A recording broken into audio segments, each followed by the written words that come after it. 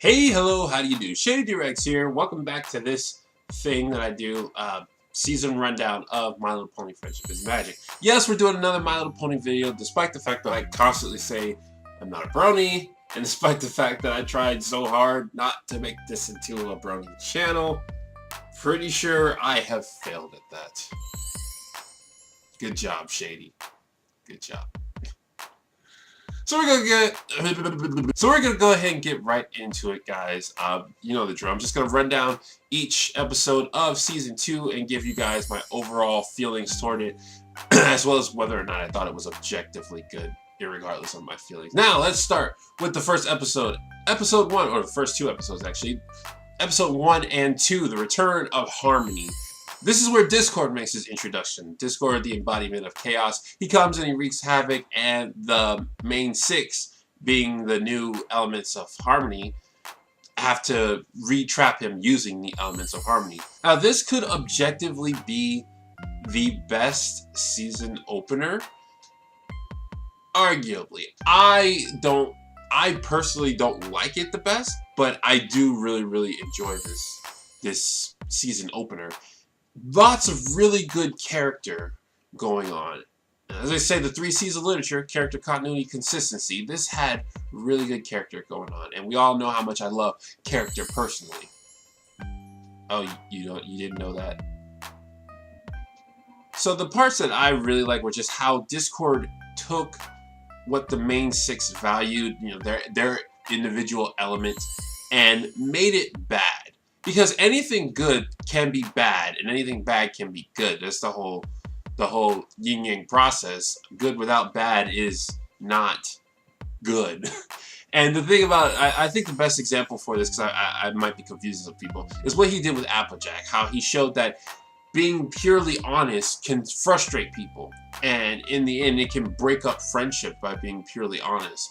And if you totally believe you should 100% always be honest, then that can lead to things that you might not like down the road. Now, I am somebody who does always try to be 100% honest, but at the same time, I understand there are consequences to that. Applejack seemed to not understand the consequences to that, and as such became fearful of those consequences, which allowed Discord to manipulate her. I really like that, and that's essentially what he did with all the main 6, save Twilight and Fluttershy.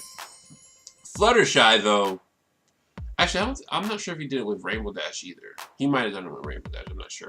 Fluttershy's instance, that was done for a joke as well as some character on Discord's part.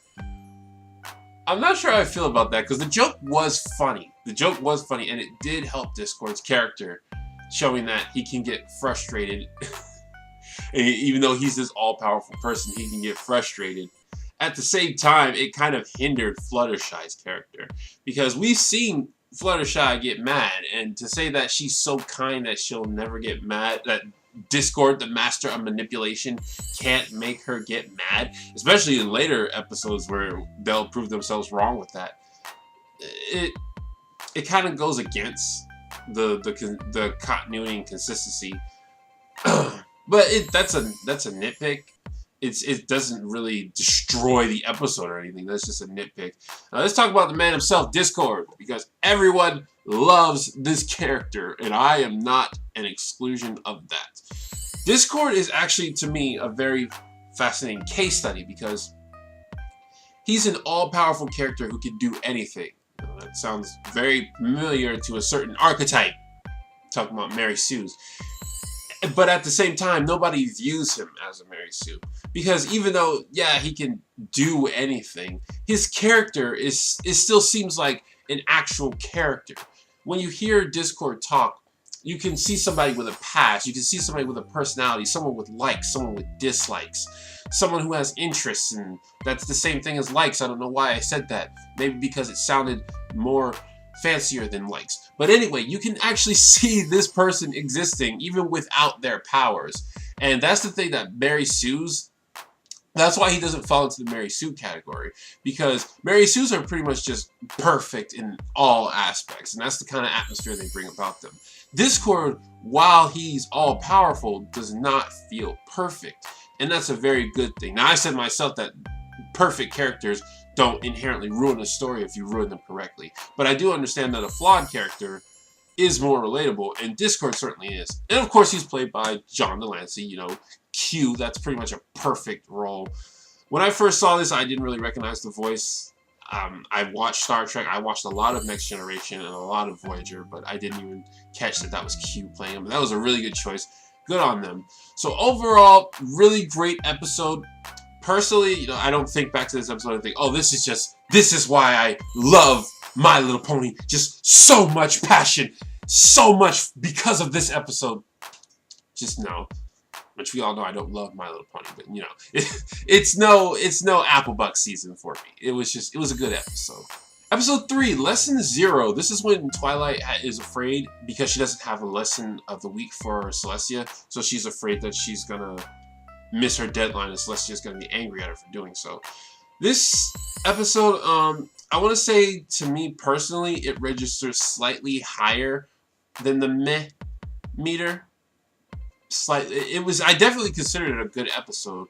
It went, but I'm just thinking to myself, do I think back and think of this as one of my absolute favorites? Which no, not even close to that. But at the same time, there are some elements to it that I really want to talk about.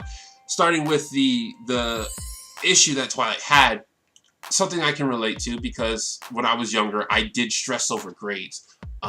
Grades were pretty much my everything when I was in grade school, and it took like, anyway, before I go off on a tangent, let me stop there. But yeah, I could relate to what Twilight was going through and just how she viewed that she needed to get a lesson, even though the lesson of the week was not what friendship was about. That wasn't what Celestia was trying to do. My mustache is tickling my nose. And I really liked how they emphasized that at the end, how her friends came and said, it wasn't important to us, so we didn't make a big deal out of it, but we should have seen that it was important to her. I understand. I've been trying to get that message out to a lot of people that just because something's not important to you doesn't mean it's not important to someone else. Now, that doesn't mean it should be important to that person. Like, Twilight shouldn't have felt that she needed to give a lesson of the week to everyone. But at the same time, you can't, just laughing it off to that person, it's just going to come across as you being insensitive. You have to find a way to explain that. Laughing it off could be a solution, but at the same time, it's not ultimately going to be a solution. And Spike in this episode, I'm going to go ahead and talk about Spike. Spike does a really good job in this episode, and I have a weakness for characters like Spike, and that's servant characters. Characters that dedicate themselves to someone else. People like Alfred from Batman, and I don't mean that they serve, but that they legitimately want someone else to succeed, and that's what they're dedicated in doing. That's one of the concepts Eclipsed is based around. She's RP's assistant, and the only thing she wants is to see RP succeed, to see RP happy. And I personally, I love characters like that, and I think that's what they should be focusing on when it comes to Spike. Just how he wants to help people, specifically Twilight. Like, they get that in episodes that aren't about Spike, but then when we come to Spike episodes, which we'll see one later, they drop the ball a lot. Okay, again, I said this in the last season too. They've gotten better at it. But in the early seasons, they dropped the ball a lot. But they did a good job in this episode with Spike. Spike, he saw that it was upsetting Twilight, and he didn't know what to do, so he went to a higher authority. That was really, really good characterization for Spike, and I'm really glad to see that. This episode overall, I would say, is good. Again, it slightly might lean toward the meh, but I'm probably going to put it more towards the good. Episode 4, Luna Eclipse. I actually skipped this episode when I first came across it. This is the episode where Luna tries to dismiss the image of her being scary. It's hold on, I know this. I know the answer to this. It is the... No, I don't. I lose all my qualification points. Whatever holiday it is that holiday. Where they celebrate, you know, it's basically their Halloween, basically. And the reason I skipped this episode is because I don't really like Halloween. and I try to stay away from it most of the time. And I hadn't even realized I skipped it. Like, I skipped it, and then I completely forgot about it. And everybody was like, oh, the Luna Eclipse episode, that's such a good episode because it has so much good characterization. I was like, what episode are you talking about? I've seen every episode of the show. And then I came back. Anyway, that tangent's over. Luna Eclipse. Yeah, this is a really good episode. Luna has some really good characterization going on. And I like that about her. I like that we have a princess who isn't perfect. To me, Luna is the most flawed princess. Some might argue that Twilight fits that role, but I feel Luna is the most flawed princess. She made a huge mistake in the past, one that many people would consider just a mistake a princess should not make, me, myself included. But I like that about her. I like that she made such a big, dumb mistake. And she's trying to rectify it, but she still comes across as not perfect. She makes mistakes in this episode throughout. She's trying to get a goal of people not fearing her, and it's not working. And also, she's not realizing the point that people like to be afraid of something.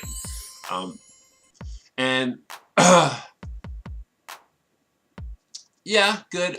Pinkie Pie, I've heard people say that Pinkie was just making the situation worse. She was, but if that's a problem, if that's an objective problem, it's not a problem for me. But just overall good episode. I liked it. I like Luna. Episode 5, Sisterhooves Social. This is the one where Scootaloo's character is pretty much introduced. We've seen her in past episodes, but this is where who Scootaloo is. I'm saying Scootaloo. It's not Scootaloo. Her name is Speedy Belle. Oh, wow. I even have it written on the thing. Scootaloo. Oh, that girl's name is Sweetie Belle.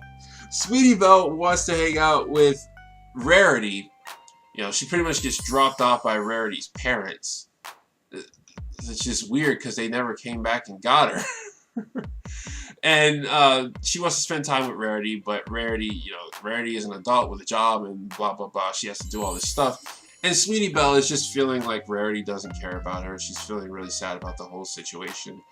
And she kind of talks Applejack into quote-unquote being her sister for a day or something like that.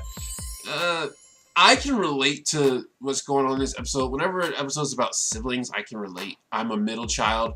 I'm both an older and a younger brother. That's what middle child means. So I can understand both sides of the argument. But at the same time, this episode didn't really resonate any strong emotions with me. I do enjoy a good sibling moment, but I'd say I consider the episode good, but personally I feel slightly meh to it. So it'll probably be somewhere between good and meh. Episode 6, the Cutie Pox. This is where Apple Bloom uses a potion to force her cutie mark to appear. This episode had me cringing because it's another episode that a character lies and they keep going through it even though they've lied. Now, I will say that I don't feel like Apple Bloom initially tried to lie because if I'm remembering it correctly, what the potion was supposed to do was bring out your talent. And that's all she wanted it to do, was bring out her talent so she could have a legit cutie mark. But at the same time, you could argue that she did have malintentions because once the second cutie mark came, she didn't just confess. And that's where I just started. I was like, there's a second cutie mark, just tell them what happened. But I guess the fact that she didn't tell him what happened says that she did feel like what she was doing was wrong. And she was just trying to hurry up and keep getting away with it. So overall, I'd say I feel slightly disappointed, somewhere between meh and disappointed. I wouldn't want to watch it again, really. It's a thing. Episode 7, May the Best Pet Win. This episode is very peculiar for me personally, and I'll explain why in a moment. When I first saw this episode, I did not like it. I did not like it at all. Have you ever seen a show where two characters clearly belong together, but because they're not the main characters, or they don't say what the show wants the message to be, the show makes it so it doesn't happen? Any harem fan can relate. Anybody who watched the original Digimon can relate. That's how I felt with this episode. Rainbow Dash wanted a pet, and I was like, give her an eagle. And then I saw that hawk, and I said, oh, even better, a hawk. That's perfect for Rainbow Dash. But then they showed that turtle. As soon as I saw the turtle the second time, I was like, oh, they're going to make the turtle be her pet because of some lesson about not judging by appearances or whatever.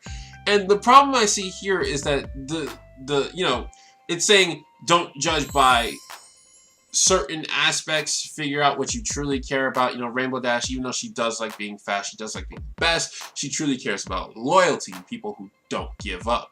And the problem I see with that is they forced loyalty on the turtle. You know, if Rainbow Dash really wanted a loyal pet, she would have gotten a dog.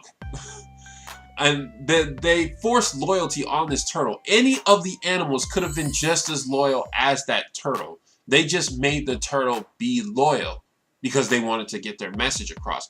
And it could be argued that the turtle didn't bypass Rainbow because it wasn't capable of doing so. If the other animals were as slow as the turtle, they might have seen that she was in trouble, and that they might have gone back to help. Again, this is speculating though. But at the same time, it just felt really forced how they tried to make Rainbow Dash and Tank like have this special connection. I did like, however, that at the end she said, well, I actually said whoever crosses the finish line with me will be my pet. You know, I thought that was a really clever loophole, and I like that the Hawk was a good sport about it. But I thought that was a really clever loophole because a lot of times MLP tries to do these loopholes where they're like, no, I didn't lie, I said this, and well, you know which episode I'm talking about. We will get to that episode in a second. But yeah, they do it really bad with wording. You know, I take logic classes, so I know that if you have statement A, I know how to, statement B needs to contradict it in order for statement A to be false and statement A to be true. They did that well in this episode. Now, even though my overall objective opinion of the episode is bad, you'll probably notice that that bar is pretty high up there. I'm pretending that I can see the bar even though I can't. There's a reason for that.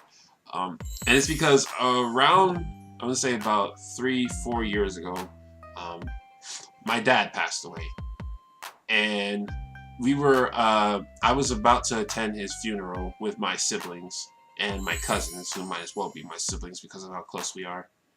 And we all sat around the TV. You know, the funeral was starting in like an hour, and we all just sat around the TV watching some cartoons, kind of get our mind off stuff. We saw 2 cartoons. The first one was the Dragon Ball Z episode. Ironically enough, it was the episode where Gohan was doing the father-son Kamehameha, and we were all just like, of course it's this episode of all episodes. And then the other thing we saw was this episode, May the Best Pet Win. And when I saw it, I was like, hey, let's watch this. You know, I'm the only one in my family who watches My Little Pony. I was like, hey, let's watch this cartoon, you know. And we watched it, and we all just laughed. We all enjoyed it. We all had a good time. We watched it ironically. We laughed at it ironically, you know. But we all liked it. And this episode was able to take a time when me and my siblings were just extremely sad and just lift us up. Now, pretty much any episode in MLP could have done that. Pretty much any cartoon could have done that, except the father-son Kamehameha and Dragon Ball Z. But it was this episode in My Little Pony that did that. So now whenever I see this episode, whenever I think about this episode, I think about that time when my siblings and I were just happy at a time when we were really, really sad. And so I have nothing but love for this episode because of that. Like, it's one of my favorites because of that. Whenever I think about it, I just think about that time. And that's why I distinguish between whether I think something's objectively good and whether I personally like it. That bar is for whether I personally like it. And this episode, I personally love. The song, I also love for similar reasons. But the song does have some good characterization in it, if you'll notice. Rainbow Dash, who is a strong flyer, Rainbow Dash, a lot of times, is just unnecessarily flying. She is not flying throughout the beginning of the song. It's not until later when Fluttershy starts introducing the interesting pets that she's flying a lot. Fluttershy, who is not a particularly strong flyer, and doesn't fly all the time like Rainbow Dash does, is so excited throughout this song that she's almost always flying because she really wants Rainbow Dash to get pet. That's really good characterization right there. But yeah, overall, objectively, I think the episode is pretty bad in what they tried to do. But at the same time, I absolutely love it because of what it did for me personally. Episode 8, The Mysterious Mare Duel. This is where Rainbow Dash gets a really big head, and so a new superhero comes, the Mysterious Mare Duel, and she starts getting jealous that the new superhero is saving the town. Now, let's say, originally when I saw this episode, I was between meh and disappointed. Then I heard people's complaints about it, and I heard people try to defend it, and my opinion dropped. My opinion dropped. Yeah, I don't like this episode.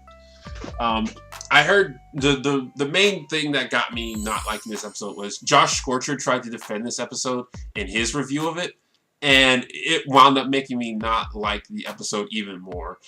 He talked about, you know, they say Rainbow. So the complaints about this episode are Rainbow Dash acts out of character. I don't know about that.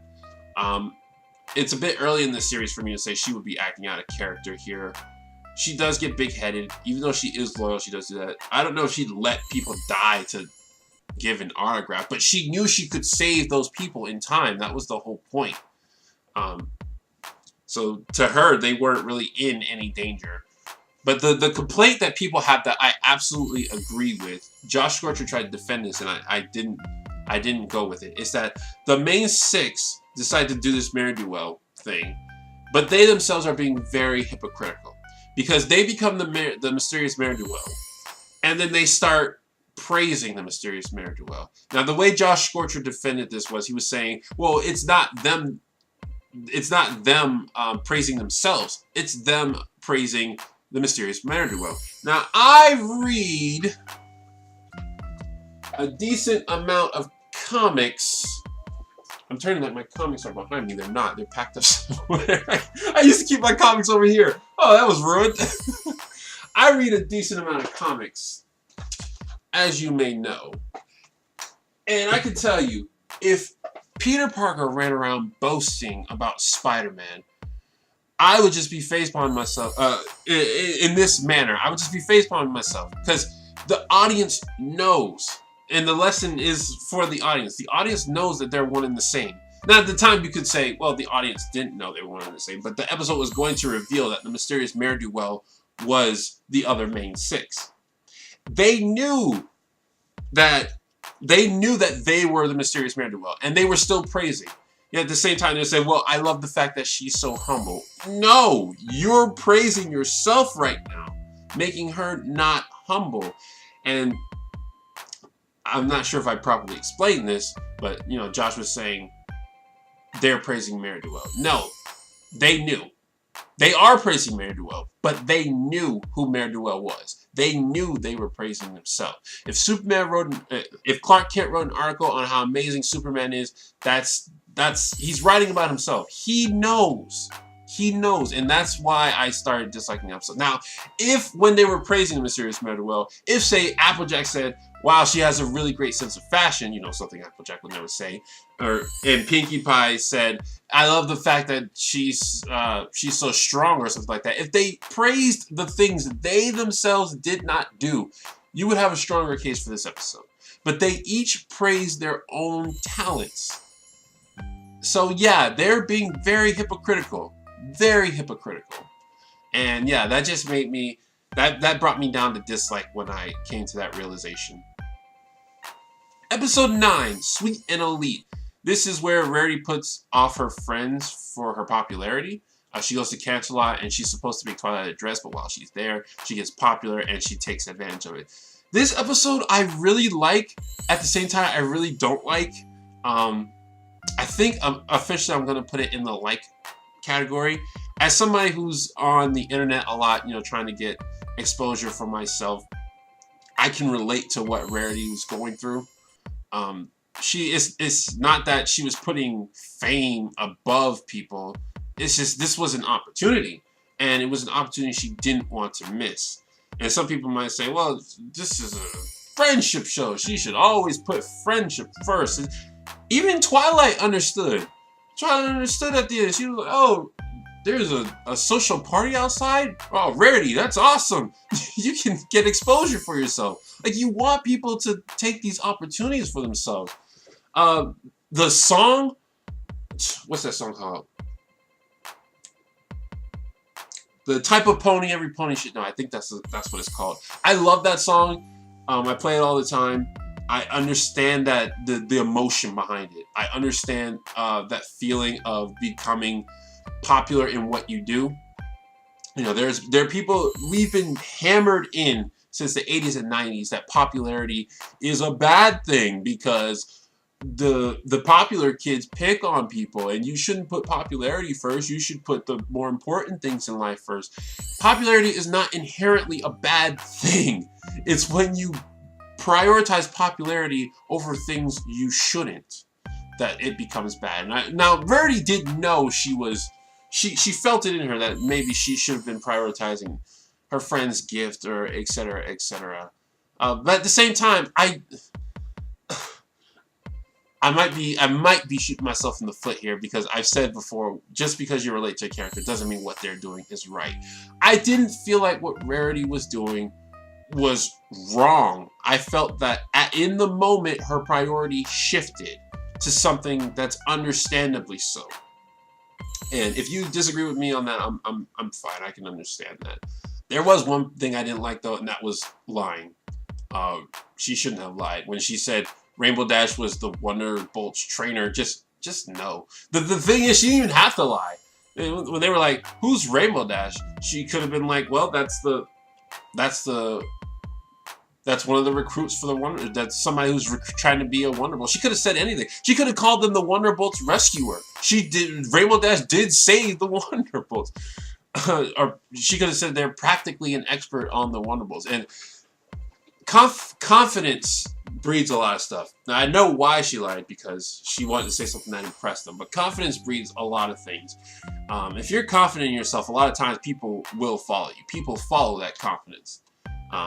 So that I felt that should have came back to bite her, and it never did. The fact that she lied about Rainbow Dash. But at the same time, because I personally relate to Rarity so much in popularity, in seeking out popularity, in trying to make your name known, I completely understand that emotion. I do greatly like this episode. Episode 10, Secret of My Excess. A Spike episode. The second Spike episode. Another one that shows him being selfish. Now this one, anyone who forgot, this is when Spike starts mutating because he's getting a lot of presents. And it says that dragons, when they start getting a lot of materials, they start becoming more hostile and selfish. I don't like this episode. I don't. The main thing I don't like what it does, not particularly Spike's character, because they blame his anatomy. They say it's not really Spike, it's his anatomy. And in the end, they do say that Spike's personal character pushed through his anatomy. I don't like this episode because it ruins the lore of what dragons are in Equestria. Dragons, you know, saying I can understand them being selfish, but saying that's an inherent thing, I don't like that. I really don't like that. Like, ponies, they might have this perfect civilization, but they're not inherently friendly. They're not inherently good. We've seen ponies who aren't friendly, ponies who are the opposite of friendly. So to say that dragons are inherently selfish is just, I don't like that. I prefer them being selfish because that has worked out for them. And also, we saw that Spike, once he started getting a bunch of stuff, started mutating and becoming bigger. Spike is like the only friendly dragon until season 6. So how is it that they have smaller dragons? Is Spike just a naturally growing big one? Like, have they stunted Spike's growth? There's too much questions that for the lore of dragons that this episode brings about that I'm sure the show wasn't trying to answer. They just wanted to tell their lesson about sharing and whatnot. Also, I don't like what Rarity did to Spike. That she took his jewel. I really did not like that. Like, okay, there are some people who have issues with Rarity manipulating people. I'm fine with that. I'm perfectly fine with that. what's it called? Manipulating people to like that, you know, using your feminine wiles or even your male wiles to manipulate someone. I'm actually fine with that. I've been manipulated by feminine wiles before, and I would be in that equestrian girl short with the diamond dogs. I would be those diamond dogs. I would carry that piano.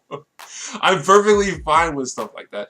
The reason I didn't like it was because Spike had worked hard for that jewel he made for himself. He had it for a specific occasion.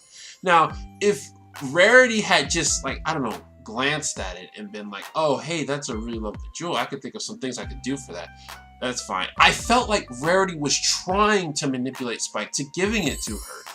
And you could argue that she wasn't, because there were some facial expressions that showed she was legitimately surprised when Spike gave it to her. But that just felt wrong to me, that you try to manipulate someone out of something they've worked hard on for themselves to give to you. And Spike made a good message when he said it, you know, this will only give me a moment of satisfaction. It'll give you a lifetime of satisfaction, which would be good if we actually saw this jewel in future episodes, but we don't. And, you know, Spike is rewarded. You know, I'm pretty sure he enjoyed that kiss way more than he would have enjoyed that jewel. But at the same time, that felt wrong to me. That felt really wrong to manipulate someone like that. Especially when you think of the concept that Spike is a little kid compared to the rest of them.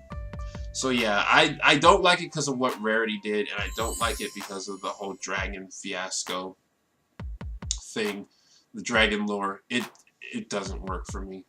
Episode 11, Heartswarming Eve. This is when the main six do that play that shows lore of the world. This is a really good episode. I think it's good. It doesn't really do anything for me, but I feel like it's really good. I like how the different characters play off each other. This is a good this was probably a good experiment for the writers to see which characters would play off of each other well. So putting the Earth Ponies, the Unicorns, and the Pegasi all together in one group. All together in one group. Separated by their species and seeing how they played off each other. That's it. I was about to go into something that didn't exist. Episode 12, Family Appreciation Day. This is where Applewoman is embarrassed by Granny Smith coming to school. Meh. That's pretty much it. I mean, it's my wacky parent or guardian or whatever is going to embarrass me, but I should learn to appreciate them. Seen the message before. I don't think this one does anything particularly different with it. I've never really liked these types of stories. But at the same time, I'm not going to say it's bad. Meh. Episode 13, Baby Cakes. This is where Pinkie Pie tries babysitting the newborn cakes. I guess they're a month old, I guess. I don't know. But she tries babysitting them. Meh. I mean, babies are adorable. You know, and that's fine. There were moments that just made me say, oh, dog, that's just so cute. Especially when they dumped the flowers on the cell. That actually warmed my heart. But the episode overall is just meh. Nothing really special to say about it. Episode 14, The Last Roundup. The Last Roundup. This infamous episode. This is where Applejack goes missing after she enters a rodeo. So the main six go to find her, and they find out that she's working somewhere else. She's working on a cherry factory. This episode, man, that one part just puts this episode in, like, at least disappointed for me. Oh man, you guys know what part I'm talking about. This is the part that Little Shy FiM always complains about. The part where Applejack lies. For those of you who don't remember what I'm talking about, or you don't know what I'm talking about, there is a part where, Applejack is known as the honest one. The main five demand to know why Applejack refuses to come back. She says to them, okay, fine, I will tell you at breakfast tomorrow. They come to breakfast, she makes a Pinkie Pie promise, which to them is like the most sacred of promise. You can't break a Pinkie Pie promise to the main six. She doesn't show up to breakfast the next day. Pinkie Pie is furious. This is her justification. She says, Pinkie, I didn't lie. I said I would tell you at breakfast, but I didn't go to breakfast. That is still a lie. And let me explain it to you. Some people say, well, it's the intention. You know, she intended, she manipulated them into believing that she would tell them. And that's not to me. Like I said, I take logic classes. So I'm gonna explain this. I need to get this off my chest. I'm gonna explain this. Statement A is still false. Because statement A, I will tell you at breakfast, implies I will go to breakfast. There's an implication there. Because she can't tell them at breakfast unless she goes to breakfast. There's an implication that she will go to breakfast. So the fact that she did not go to breakfast and did not tell them at breakfast still makes it a lie. Okay? Statement B did not make statement A true. I'm sorry, did not make statement A not false. Statement A is still false. That annoys me so much about this episode. There's the whole moral, you know, you're scared to tell somebody the truth, and I can really relate to that. But that part that stuck out to me so much because I'm a computer scientist. Logic is what I do, and that just wasn't logically sound. And every time I think about this episode, that's all I can think about. It annoys me so much that they tried to play that off. They're not good at that. They've done it before. Like I said in the past episode with the May the Best Pet win. They've done a good job of it before, but they'll try it again later, and you'll see they're not good at that. They're not good at saying, well, I didn't lie. Anyway, I'm done with that episode. It annoys me so much, but I'm done with it, okay? Episode 15, the Super Speedy Cider 6000. This episode had the potential to be one of my favorites, and it dropped the ball. This is when the Flim Flam brothers come and they try to take over the cider business in Ponyville. Now, I said something in the last video you might remember. I said when there's a lesson about tradition versus ignoring tradition, an episode can get on my bad side depending on how they go about it. Because I think there's a time to ignore tradition and there's a time to follow tradition. This episode is trying to say that you should follow tradition here. The problem here is that Applejack did not have a good reason to follow tradition. If you want to follow tradition for your own pride, I understand that. I understand that fine, as long as you acknowledge the consequences of that, which is what they did in Winter Wrap-Up. They said that wrapping up Winter without using magic is a slower process, and it makes them become disorganized. Understandably so. In this episode, they showed that the Apple family, they make their cider a certain way because they do it that way specifically so the cider will be top quality. Makes sense. The Flim Flam brothers come with a machine that produces cider way faster, much faster, same quality cider. Granny Smith tried it, and from that look, we can assume that it's the same quality cider. They say in the song, this machine accepts just the very best. So we have no reason to believe it's not the same quality cider. Yet, at the end, Applejack says she didn't learn anything. She was right all along. No, she wasn't. I can understand her not taking the deal with the Flim Flam brothers. You know, they wanted 60%. And depending on where you stand, that could be a good or a bad deal. But no, they have a machine that produces cider so much faster. Like, buy it off them or something. Make them offer or something. You had to work so much harder and get so much more people just to match them, just to keep up with them. They had I'm shaking my table. I'm so emotional into this. They had the better solution. Following tradition here was not the right call. Because the reason they were following tradition wasn't like because we want to, because it's a prideful thing or anything like that. It was because it's so that our cider stays good. But they were making good cider. The Flim Flam brothers were making good cider. Applejack should have gotten that machine. She should have made them a deal. She should have done something and gotten that machine because she was disappointing her customers. She was disappointing her customers, making it so they could not get the enough cider. She had a long line and she couldn't provide for everyone. It was first come, first serve. So people like Rainbow Dash didn't get enough cider. Now you can make the argument that every year, as long as the other main 6 help, she'll be fine. But again, why do the harder process when you have a machine that does it for you? Okay? No. No. Unless you're personally against that, no. And Applejack wasn't. She just okay, I'm done. I'm repeating myself. I'm done. That's why I don't like this episode. I wanted to like this episode because I love FiM and Flam. At least in this episode, I love FiM and Flam. I thought they were really great characters. I thought there was something really interesting about them, and I liked how they didn't learn the lesson. They just left. But at the same time, I was also disappointed that, because it seemed to me that they cared about their customer just as much as Applejack did. They just had a different way of going about it. But then they turned the machine all the way up, and I was like, wait a second, why would you build this machine that accepts the very best and then turn off the parameters, the safety parameters? I thought you cared about the quality of your cider, and they never really gave an explanation to that. Just like, oh, they're greedy businessmen who don't care about quality, and that's a cliche I was really hoping this episode was going to avoid, that people who care about progress only care about making money and not quality. So that disappointed me. I was really hoping FiM and Flam, I was hoping FiM and Flam's shady methods would teach Applejack something. Would teach her about progress and doing things. You don't always have to keep doing things the traditional way. There's a faster way. Which there is an episode in episode 6 that later does it. In episode 6, in season 6, that eventually goes into this topic. But I thought this was a perfect opportunity. They missed it.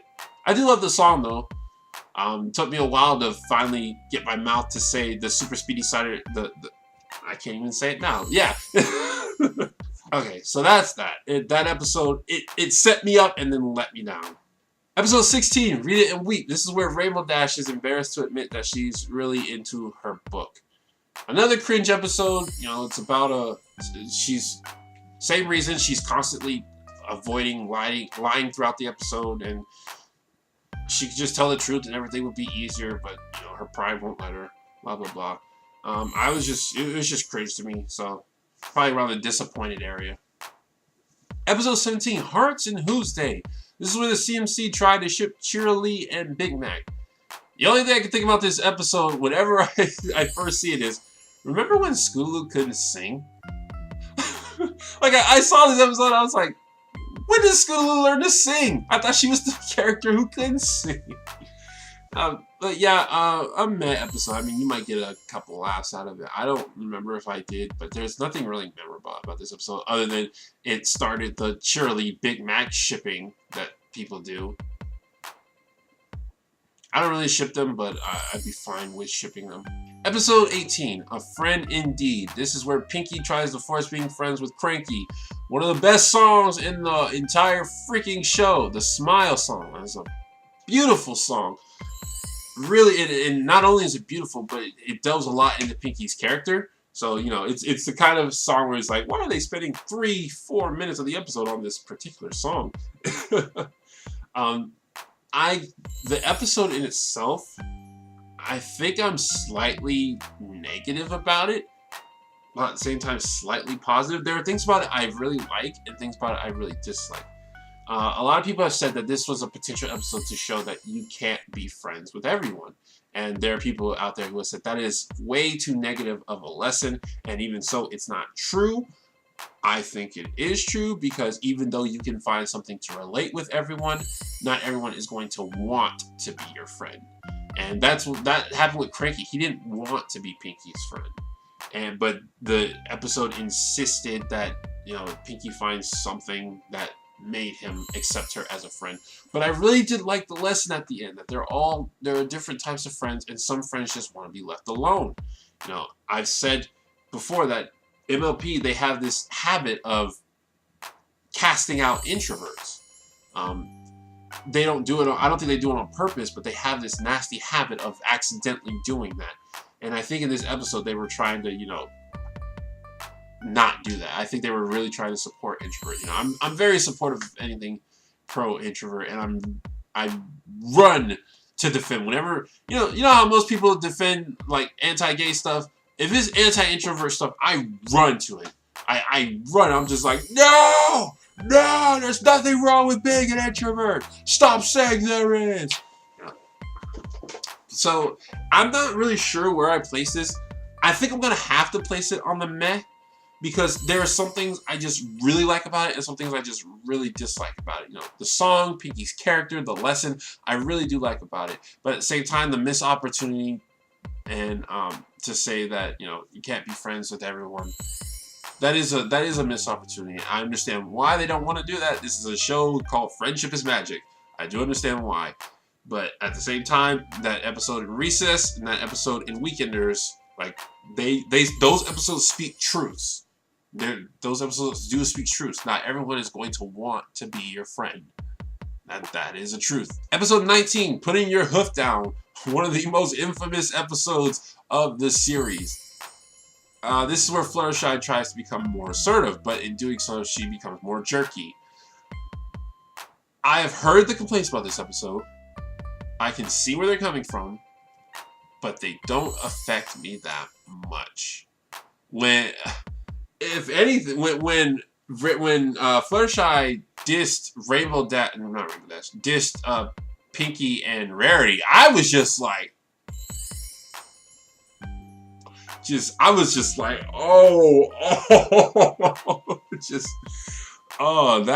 that was, she gave them some serious burns, but yeah, a character being unlikable is not something that triggers me a lot of times.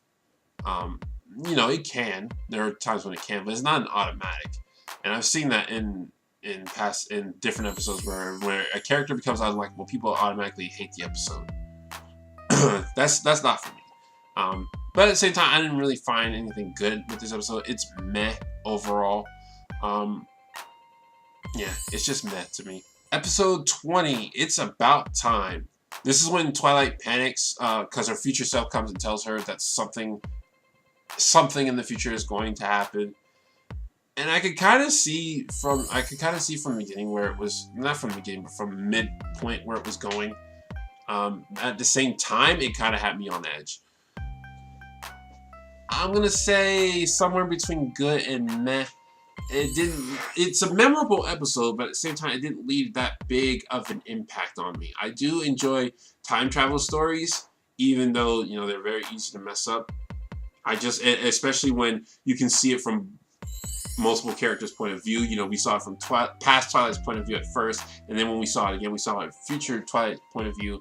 People say that's a waste of time. I don't think so. I don't agree. I think leaving that in there is perfectly fine for a point of view reference, although maybe they did just leave it in there because they were being lazy. I don't know. But yeah, overall, I'm going to say it's a meh episode. Good episode, but didn't leave an impact on me. Episode 21, Dragon Quest. This is when Spike migrates with the other dragons to discover himself. Another Spike episode. And another one where they're just like, yeah, Spike is a brat. A lot of people have said that this episode, it was really bad because, you know, in a show where a lot of males enjoy this very female girly show and are oftentimes back in this day, they were made fun of for it. This show is making fun of a male dragon for acting like a female. And a lot of people were very angry about that.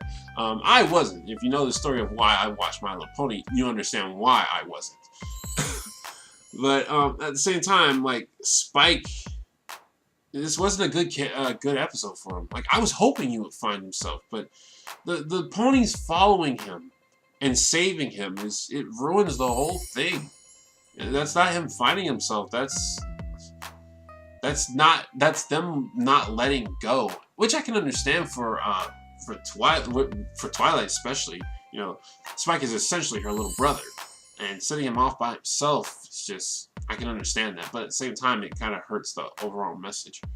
I'm gonna say I'm slightly above disappointed, but yeah.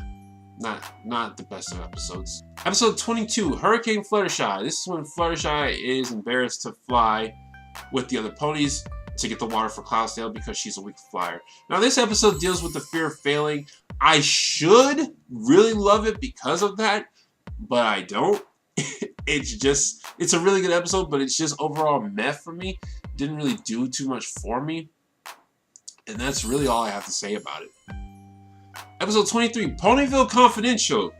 This is where the CMC, they write a gossip column for their school newspaper. This episode I was feeling slightly disappointed to, but it's another episode that Josh Scorcher tried to defend, and in doing so made me feel even more negative towards it. And that's mainly because the hypocrisy of the town. Again, it's again dealing with hypocrisy, just like in Mysterious Mare Duel.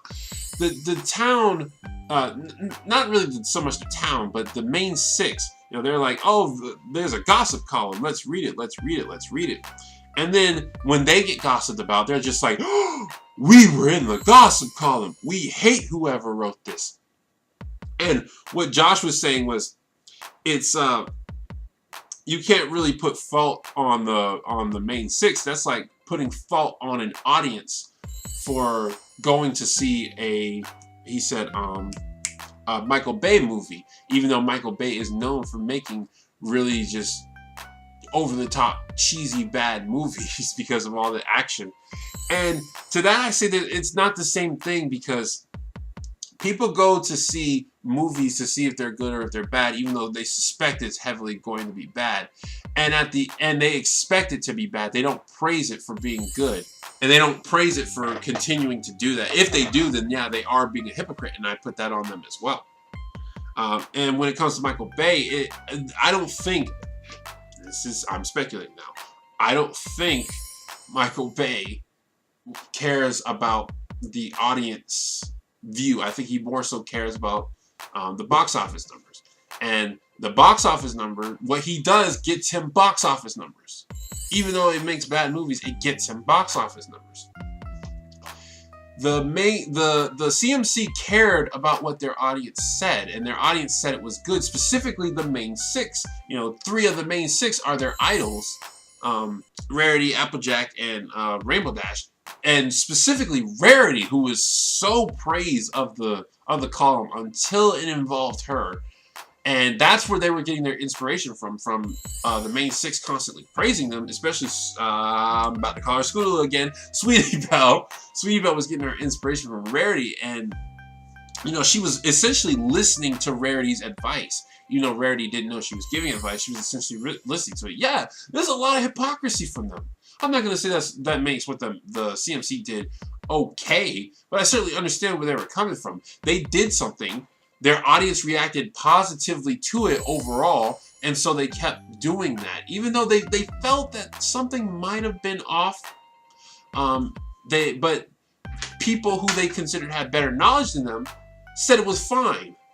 You know, you don't always trust your own knowledge. You don't always do that, because, you know, you could be wrong, just like anybody else could be wrong. So people who they consider to have better knowledge than them said it was fine. They even praised them for it. Then suddenly it's a complete 180. They kept doing what people liked, and suddenly, boom, we hate you. Like, I understand exactly what they went through.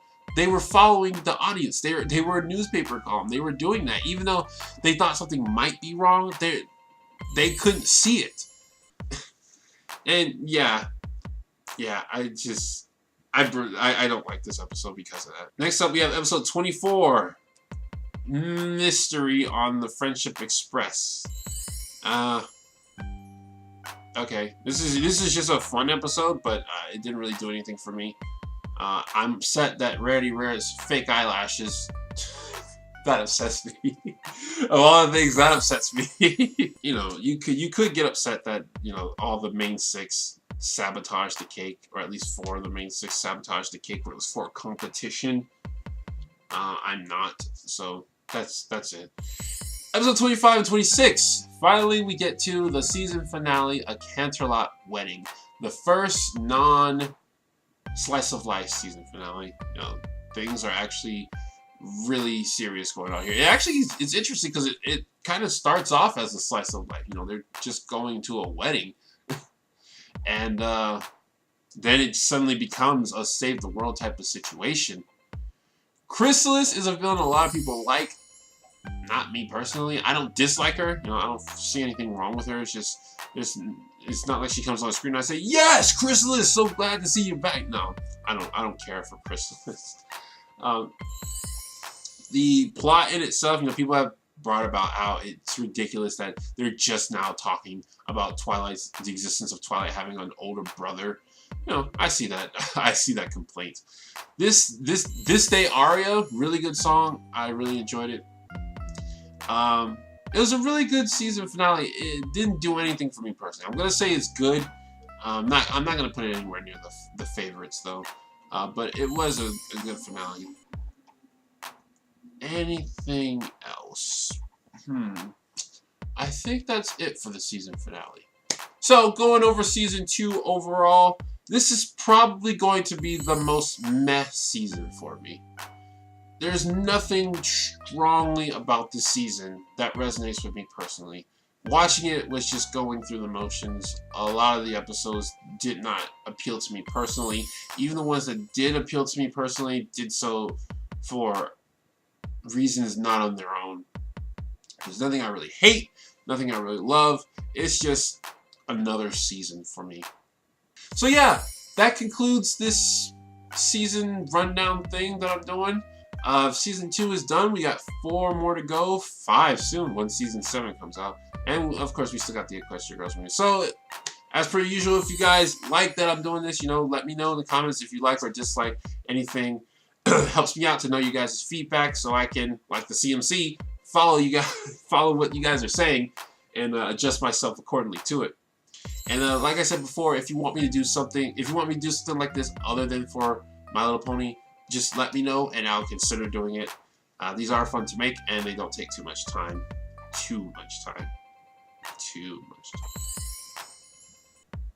Anyway, I will see you guys in the next one for season 3. So long, farewell, auf Wiedersehen, goodbye.